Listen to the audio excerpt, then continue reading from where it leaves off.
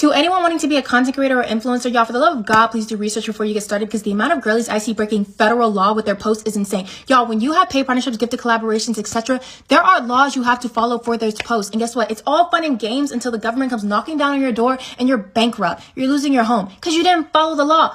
Follow the law. And since we're on the topic, stop accepting gifted collaborations. Oh my God, I don't know where people got this idea that it helps build you up. No, it does damage, okay? Why on earth would you not be paid for your time, usage, advertising, labor, etc. that it takes to create that content? Why would you not get paid for it? And the only reason these brands are even offering gifted collaborations is because y'all are accepting them. And guess what? It doesn't even make any sense, because no, you're not getting the item for free, technically, because guess what? You have to pay taxes since you weren't paid. You have to pay taxes on the value of that item. So 20 to 25%. Guess what? You're going to get a letter. You're going to get a letter in the mail, and you're going to have to pay out thousands of dollars for items, okay?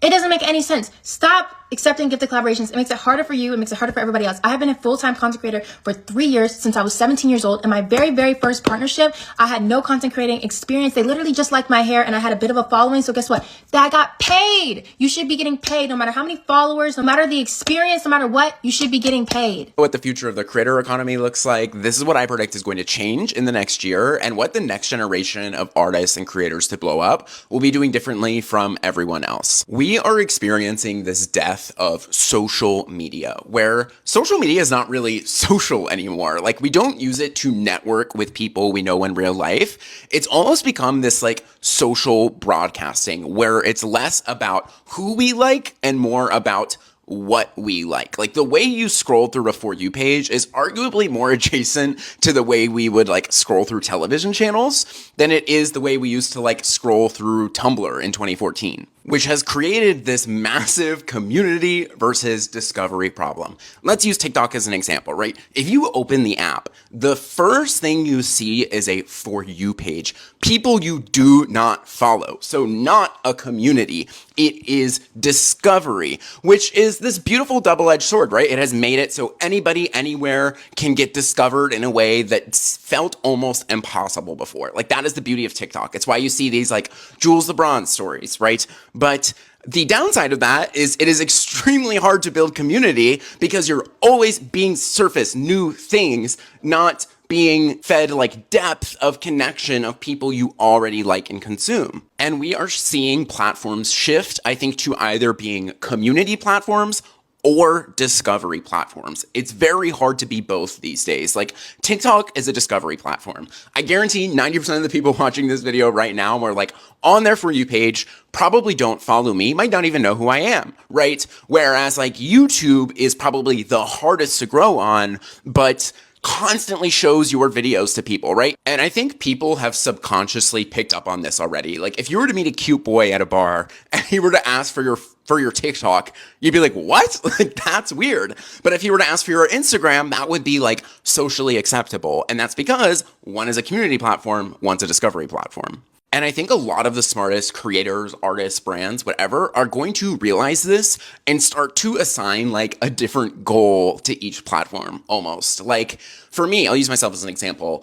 My YouTube or podcast, like, if you can listen to me talk about Addison Rae's rebrand for 45 minutes, like, that is community, right? Like, that we would be friends in real life, but not every single person who watches a 30-second TikTok might know a bunch about me or who I am. And like, that's okay. What my goal is with TikTok is to get them to discover me. What my goal is with YouTube is to get them to like fall in love with me or like build some sort of community, right? And someone who's done this really well recently, I think, is like Brittany Broski, where she was like a massive TikToker, but now she has a YouTube channel. She has a show, like the Royal Court Show. She has a podcast. Like, she has realized that in order to build as strong a community as she had to have different like endpoints, like destination points to funnel this audience in.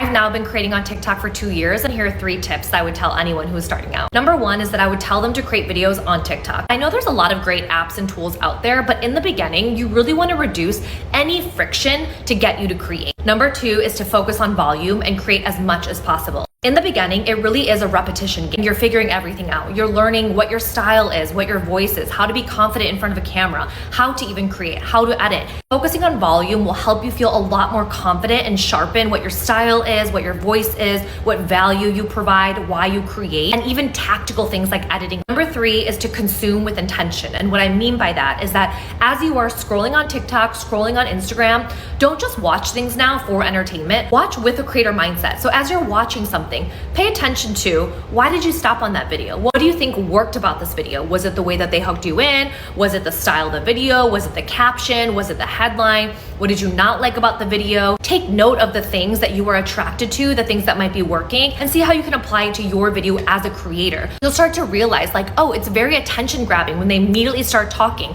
And so I want to cut out the pause in my video. Or I start to lose interest when there's a really long introduction. And so now I'm going to cut out the introduction of my video because that's how you hook people in faster. So those are my 3 tips. Let me know if you want any more and good luck. Bonus tip is just to get started. Here's how you up your TikTok game. Stop caring what people think. Honestly, the hardest thing in the world to do to get going on this app is to put yourself out there. But the minute that you stop caring what people think and just focus on creating good content, everything will change.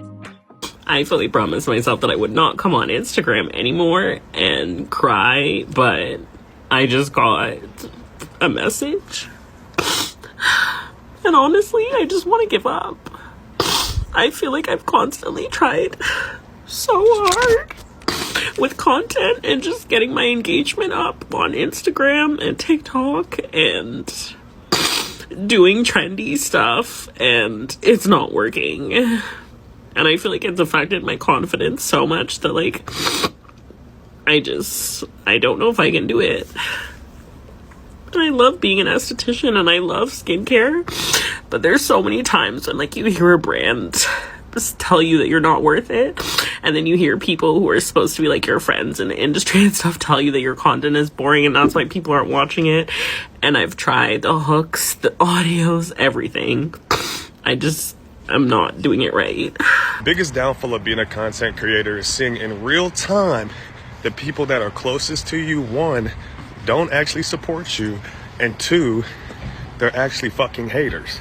I think one of the ugliest traits you could have as a person is seeing one of your closest friends or closest people to you try new things and start to get successful at it, and you, 1, never ask them questions, 2, support them very silently, or 3, try to diminish what the fuck they're doing.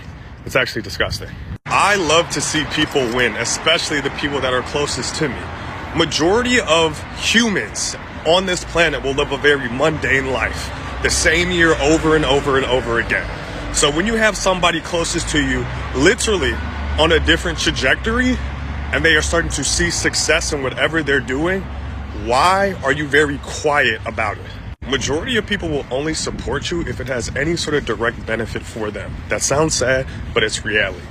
I am not a person like that. If you are trying something new, taking a risk, literally putting yourself out there, I want to be one of your biggest fans. I have 2 friends off the top of my head that have liked literally every single video that I've posted. Every single one. They're always asking me questions. They're always asking me, what else do I have going on? Keep going. One of my friends, one of my closest friends, he literally texts me once a week. Keep going, bro. You're built for this. This is what you were made for. Like, all of that shit feels so good. It is not crazy when you hear people say that strangers will support you more than people closest to you. I have people that follow me on TikTok that DM me all the time. This was a great video. Keep going, bro. I want to see you blow up. I have friends that I talk to multiple times throughout the week, damn near every day, that barely ask me what the fuck I have going on. If you are somebody that's trying to create content, start a business, do anything in life that is going to maybe look frowned upon, just stay locked in. You're going to have people that are going to support you. You're going to have people that are going to be very quiet about it. Just stay your course.